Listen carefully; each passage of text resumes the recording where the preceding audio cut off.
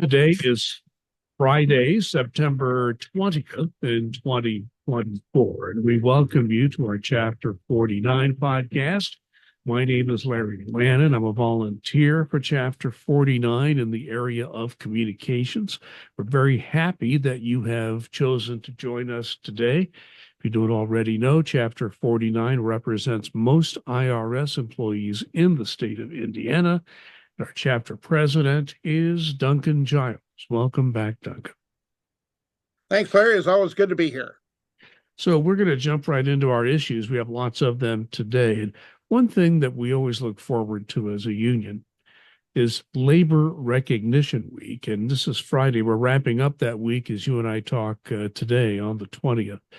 And it's the one week out of the year where we try to appreciate the fact that the labor movement has done so much for people who work for a living, and at the lowest levels, and the people who are doing the work. The labor unions, ours included, are always looking out for the interests of the people that we represent. We try to celebrate that, like a few words from you on this 2024 Labor Recognition Week. Yeah, this is one thing, people say, well, what have unions done for me? I don't know. 5-day work week, breaks, lunches, overtime. There's so many things that unions have done for everyone. But, the main focus is on the employees. And this is something that, I feel it should be celebrated every week, not just during Labor Recognition Week, is the great work that employees do, at their jobs in many different positions all over the United States and the world, but especially here in the IRS. People do not realize, I don't think, you and I do because we've dealt with it. We see it every day. I see it every day. You saw it every day. How hard employees work, what they're trying to do for the American taxpaying public. People are not here because they want to get rich. You don't work for the federal government because you want to get rich. Somewhere in there, you have to have a desire to help people. And, that's what we're trying to do ultimately in all of our different positions here at the IRS, is to help people, whether we're helping taxpayers directly, helping other employees, whatever it is we do. And I just want to make sure that the employees know out there, whether you're watching in Indiana or across the world, across the country as an NTU member, or, just somebody who's tuning into this podcast randomly, which we do have for whatever reason, is that, you are appreciated for the work that you do. We thank you for the work that you do. And, our mission from, our national office, Doreen Greenwald is national president, Terry Scott is our national vice president, down to, the local chapters where your local chapter presidents like myself, chief stewards and vice presidents like Gail Gross.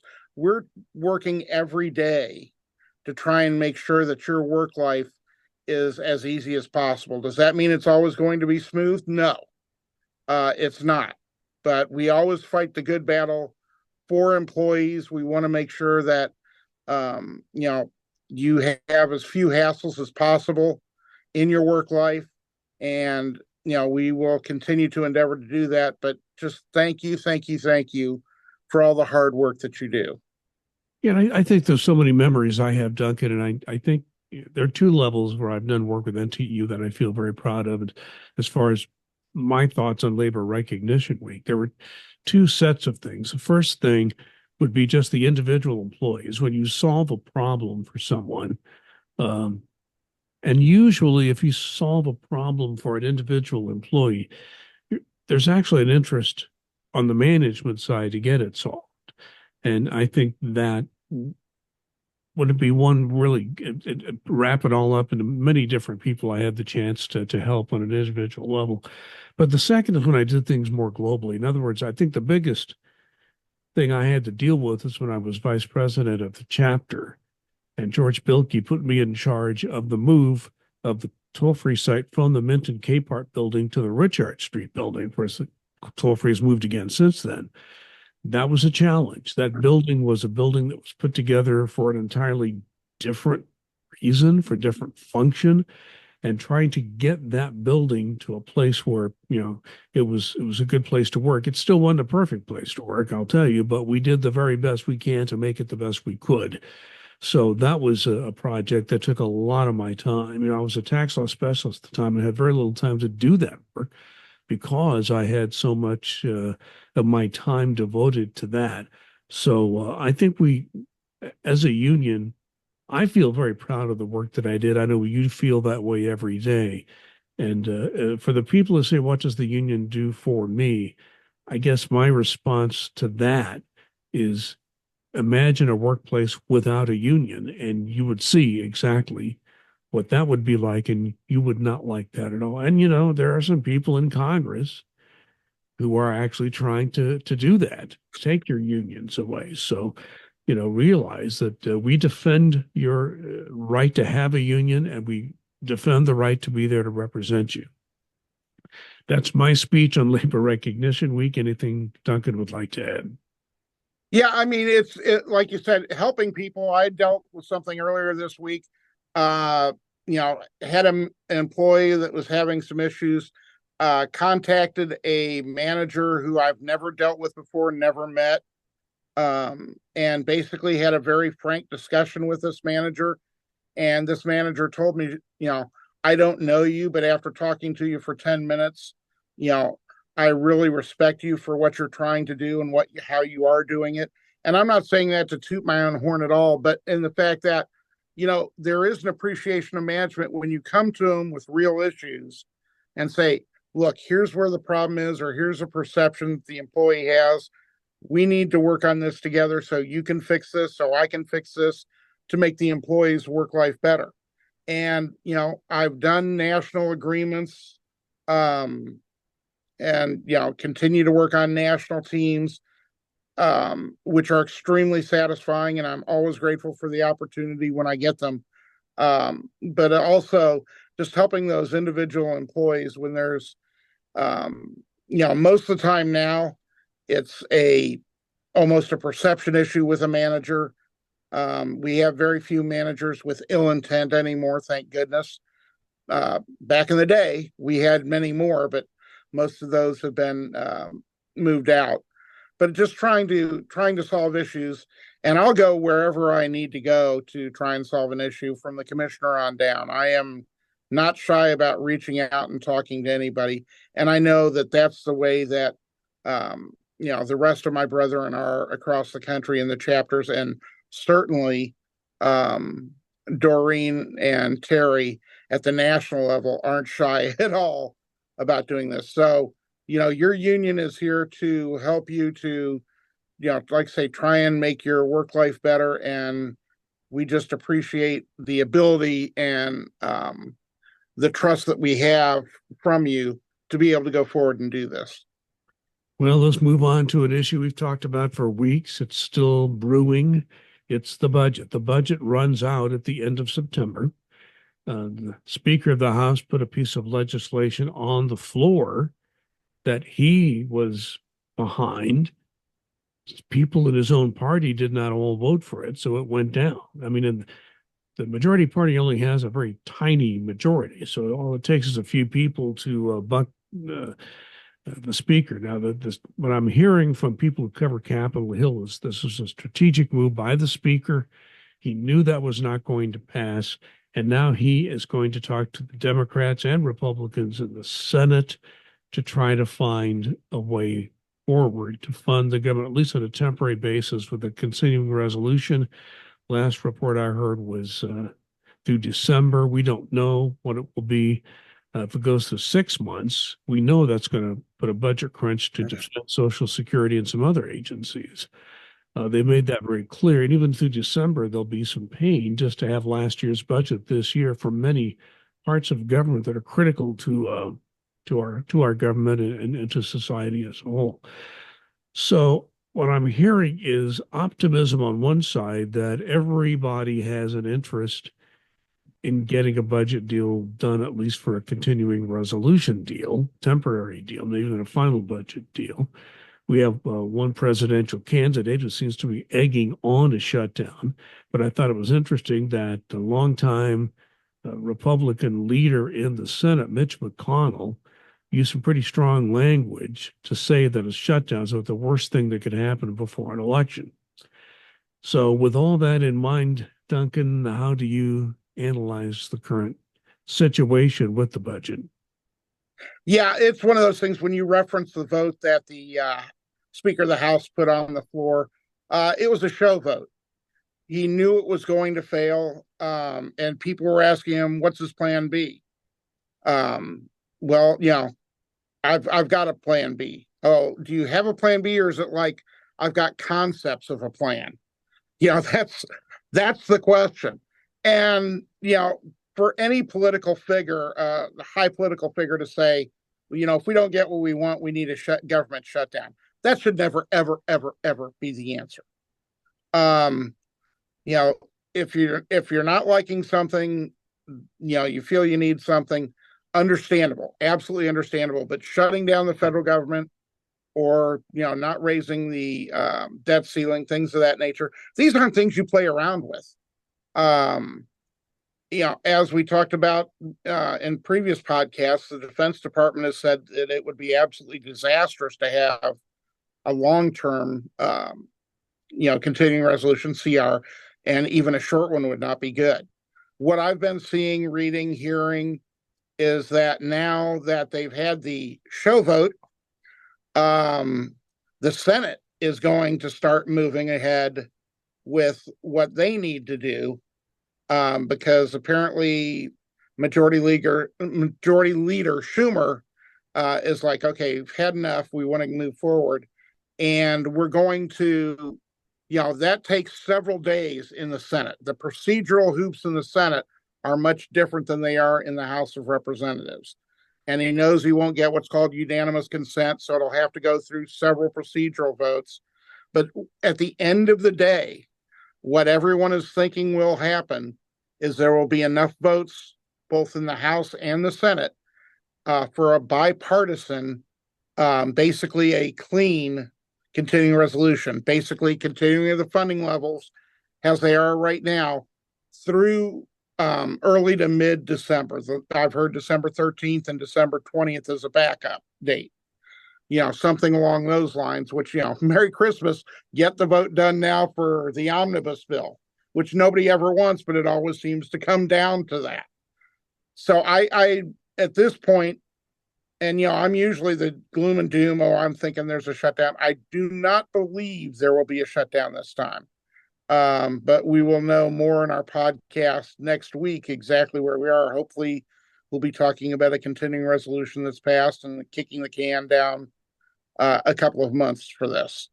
And one word of warning, I think there is a good possibility that we will have a cliffhanger, in the sense that I think this may come down close to the deadline. Like you make a very good you can make a very good point about the Senate, where it's very difficult to get a quick vote. You can, but you have to have enough people on board to do that. And with all the splintering of our politics, it's very hard to get what you describe as unanimous consent. So I want to caution everyone, we are cautiously optimistic that there will be a continuing resolution and no shutdown. Things could always fall apart, but also understand that this may go right close to the deadline. So just be aware of all that, and we will watch it closely here. We'll also update you at our Facebook page. If you don't follow us already or like us, go to Facebook and just do a search, and search for NTEU Chapter 49 Indiana. You can follow or like us there, and you can we'll put updates up there as soon as we know something, and we'll also talk about it next week when we have our podcast. Let's move on to something else. We have an issue that's been going on, and Duncan, you've talked about this multiple times in the years we've done this podcast, because you've been involved in national negotiations. And our national agreement addresses this, that the management, in the worst way, wants to lower its cost for rent money. They're spending a lot of money on rent. Personnel's number one in the IRS budget, and rent is number two, and you have to go a long way down to find the next line item. So the management has this interest that they have, which is lowering the rent. Now, if they're going to do that, they're going to have people on telework. But when they have people on telework, the real other issue is there are some people who have been very accustomed to having their own desk, even if they're on telework. We're going to see some changes in that. Can you explain how that whole situation will work? Yeah, it's moving across the country, and it's starting to hit here in Indiana more and more. Where if you're a frequent teleworker, that's a teleworker that's out of the office 80 hours or more working in a telework location. Um, you are technically contractually not entitled to a desk, and management can go um, 3 to 1, or with negotiations more. And when I say 3 to 1, that is 3 employees per desk. Now, there are two different ways to do it. One is hoteling, which is basically you reserve a desk. You know what day you're coming in. You take a look at a platform, and you put in your name on that particular cubicle that you want that's designated for hoteling, and able to get that desk for that day. The other is desk sharing, which is where you and 2 other people who come in all on different days make an agreement that you'll do this. Um, we're seeing this more and more. We're starting to see it going to be rolling out in the Indianapolis Federal Building. And we've been very much involved in these discussions, because of the fact that we're continuing to hire. In Indiana, we're having a POD that's going to be in the Metro Indy area, that's going to be collapsing and moving into the employees moving into the federal building. And so, we're using up more and more seats. And so they're going to start going to this 3 to 1 ratio on desk sharing. And a lot of employees aren't happy about it.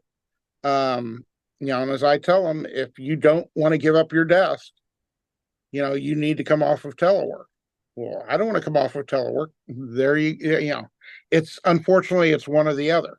And we have discussions with our facilities folks, our FMSS folks, about things like cabinet space, making sure that there's adequate cabinet space. And the business units are the ones normally that talk to FMSS, tell them what kind of cabinet space is needed. And sometimes the message from on high is not the same as locally. Yeah, they may have an idea of what they want and think everything's done electronically, but unfortunately we still do a lot on paper and still need some cabinet space. So there's always issues like that that are constantly being worked and tweaked to make sure that employees have what they need. But this is something that is coming as we continue to do more hiring with the Inflation Reduction Act money that we still have, that we're going to be continuing to do. And hiring's a good thing. Getting more people is a good thing. And there are some PODs out there, post of duties, where we do need to get more space, even if we are doing a hoteling or desk sharing situation. And they are looking at that, but that process is usually slower than any of us would like, including facilities. And when this happens, when we have these transitions, and you mentioned one POD closing, collapsing into another office, which may require that 3 to 1 desk sharing, I think you all need to understand NTEU is very involved in that process locally. And Nashville gets involved with negotiations sometimes for overall, but in terms of how things are going to be done, I know Duncan is involved very closely with the management and how this will work. So I'm going to ask you just one quick question before we move on to another issue. You say there are two different ways this can be done when you have, let's say, a 3 to 1 situation where one workstation is shared by 3 people. One is to have some kind of electronic system where employees reserve the day they will come into the office. Another one is if the employees just agree on their own. Which is the most popular way to do that as far as what you've seen? That's a great question, and it really depends on the location and the situation and what type of employees are in there. Um, some service centers and call sites seem to favor more of a a desk sharing if they can, if they have that availability, because they say, okay, well, I know I'm going to be in here. I'm going to need certain things, and I don't mind working, with these two people as, sharing my desk. But the vast majority now are going to hoteling. Facilities, FMSS finds it much more convenient to have this scheduling tool that's out there for employees to go in, see what available desk is on the date that they're coming in and able to pick up that desk and reserve it.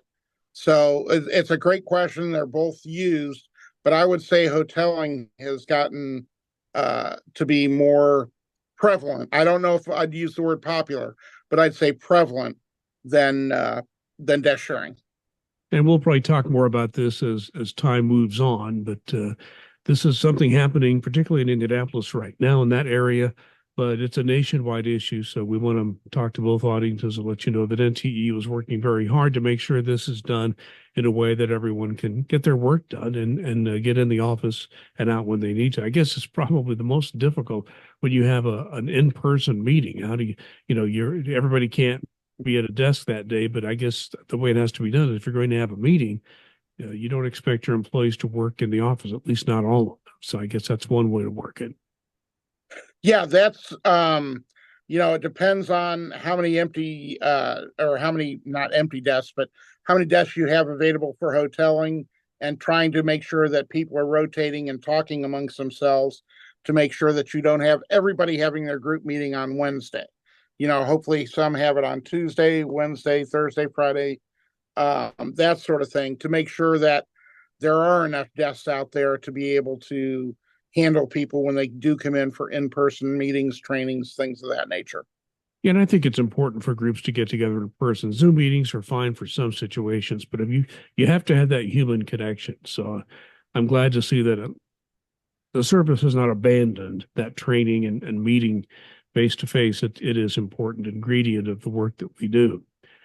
Let's move on. There's always an old saying that sometimes there's something in the water.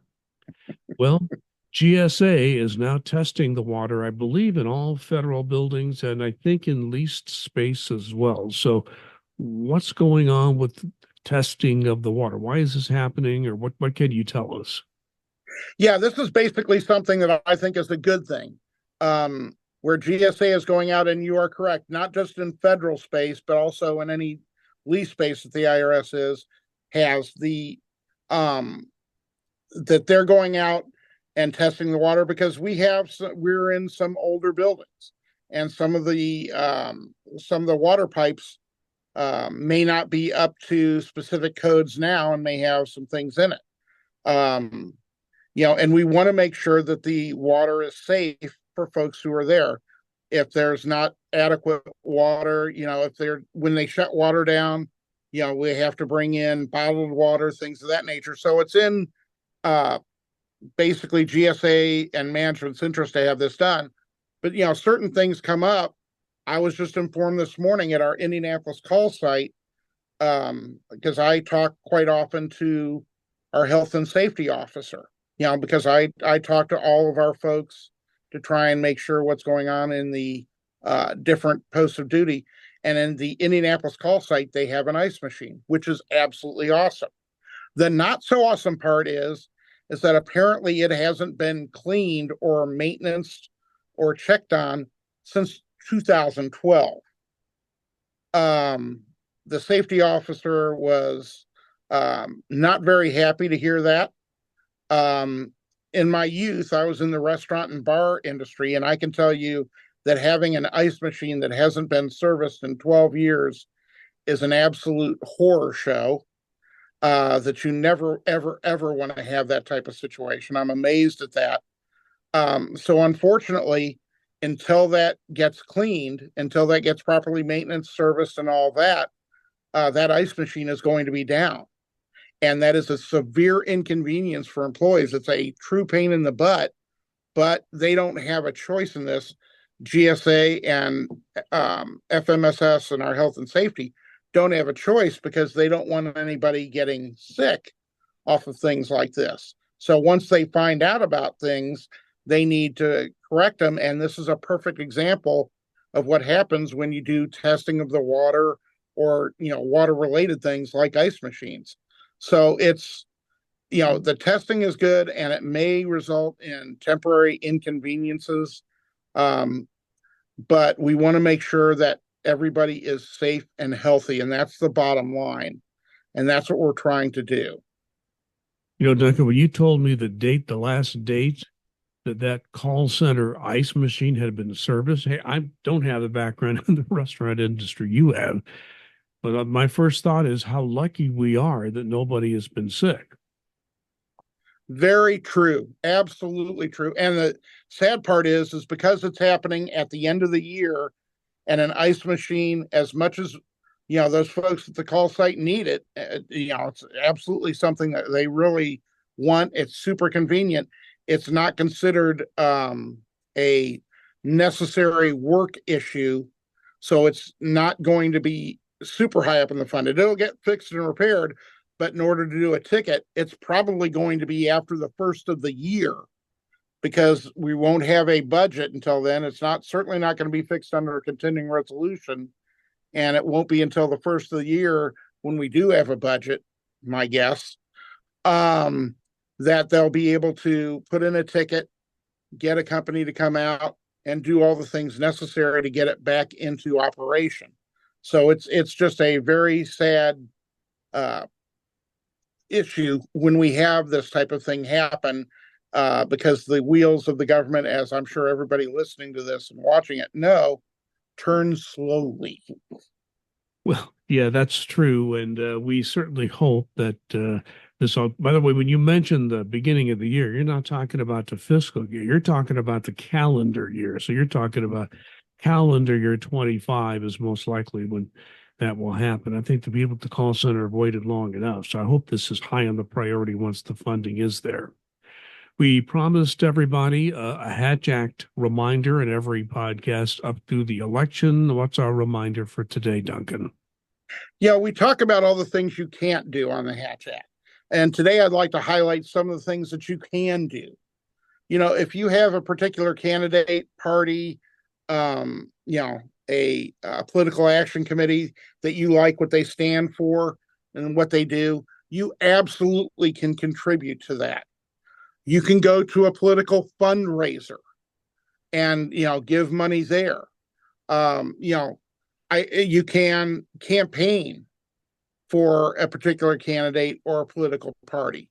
There are absolutely no prohibitions against doing this as long as you're not doing it on government time, on government property, using government equipment. That's always going to be the proviso with any of this. But you can do these things because people, say, well, I feel like I can't be political at all. Absolutely not true. If you want to have things on your, social media pages, again, as long as you're not doing it on government time, because a lot of people will, be in the office on a break and check their Facebook or, Instagram or whatever it is and put stuff out there. You can't do it on government time. Can you do it on non-government time? Absolutely. You don't want to put a political opinion out there and say, and this is the position of my agency or, business unit or something like that. You never, ever want to do that. But you can, as an American citizen, you do have that right to voice your opinion on things. And so I want to make sure that people know that these are some of the things that they can do under the Hatch Act. It doesn't totally prohibit everything. There are limitations, as we've gone over in previous podcasts, but I do want you to know that you can do other things. And with that, Duncan, your final comment. My final comment today is, recently, James Earl Jones passed. Known for many things, voice of Darth Vader, etc. Field of Dreams. You and I are both baseball fans. And the speech that he gives talking about, that baseball through the years has been there for the American public. And I think that's absolutely true. The season is winding down. The major league season is winding down. Everybody's teams, some are doing better than others. Um, but you know, it's just something that I urge everybody to, you know, enjoy. If you're a baseball fan, enjoy this time of the season. You know, even if your team isn't doing well, or if your team is doing well, but they sometimes make you crazy, you know, just remember and enjoy that. You know, all the sports to me are great that you can watch and listen, but baseball has that history going back, you know, 120, 140 years that, you know, basically it's grown with America. And there's always going to be that part of America that baseball is Americana. And you know, I just wanted to, you know, point that out. Well, Duncan, two things. Number one, yes, that is true. Baseball really grew out of the post-Civil War area, became very popular after the Civil War and grew after that. The other thing is, it's a lot more fun when your favorite team has Otani on the roster, which is the case for you. Shohei It Otani. doesn't suck. My favorite team was eliminated from the playoffs days ago, so it's another tough off season for my Cincinnati Reds. A lot of years of tough times, but your Dodgers are flying high, so we'll see what happens in the playoffs. I want to kind of dovetail some of the talk about the Hatch Act. You know, I think one thing we need to keep in mind in this political season as we get to the presidential election and elections at other levels of government all throughout the country is that we need to understand one important concept, that people who disagree with you politically are not your enemies. You need to understand that friendships can blossom without agreement on political issues. And there's so many times that happens. It doesn't happen as much now as it used to be, but I just feel that what we need to understand better is that we have a lot more in common than what divides us. And that's what we lose track of. We all care about our country. We care about our families. We care about our communities. We may have a little bit different ways of getting to the best place, but we all, I think, agree that we need the best for all those levels of our experience. So please understand that, yes, have a political battle, have disagreements. We have an election, it should be over, and we should move on. That's the way America has been, and I hope it continues to be. And Duncan Giles, thank you very much for once again joining the Chapter 49 podcast. We've been around for over 4 years. We haven't been canceled yet, so I guess that's a good sign. And so Duncan and I continue to do this, and I take time out as a retiree. He takes time out of his busy schedule as a chapter president to do this because you let us know that you get value out of this podcast. So thanks again for watching and listening. Please be safe and be kind.